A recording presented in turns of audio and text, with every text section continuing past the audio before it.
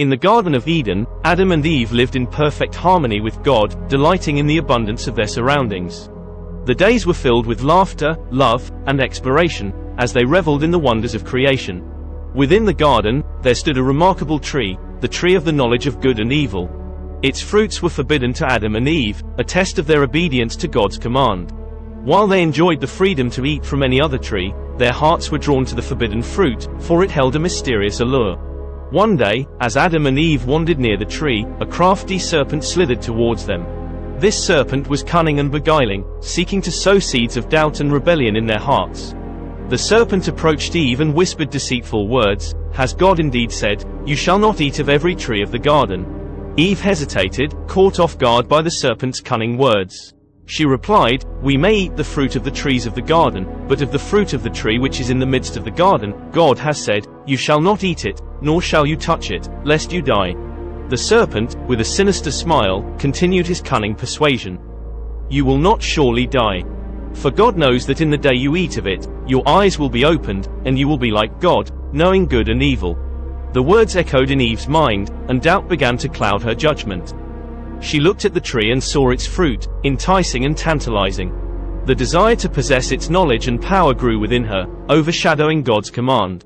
Eve reached out and plucked the forbidden fruit, and Adam, standing by her side, did the same. As they tasted the fruit, a profound transformation occurred. Their eyes were opened, and they became aware of their own nakedness.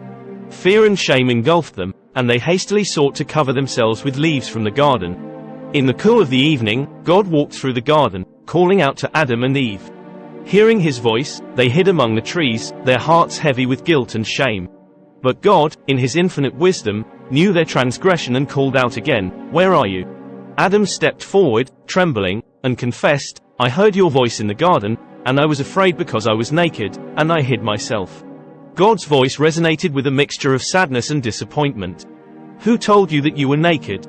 Have you eaten from the tree of which I commanded you not to eat?"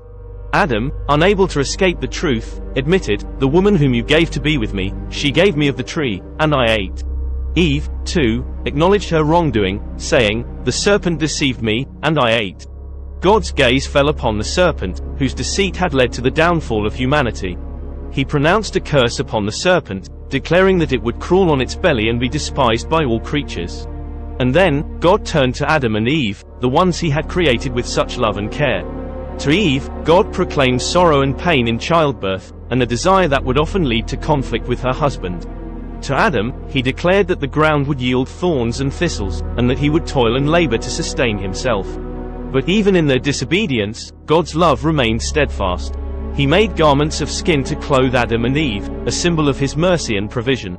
And although they were banished from the Garden of Eden, God promised a future redemption, a way for humanity to be reconciled with him.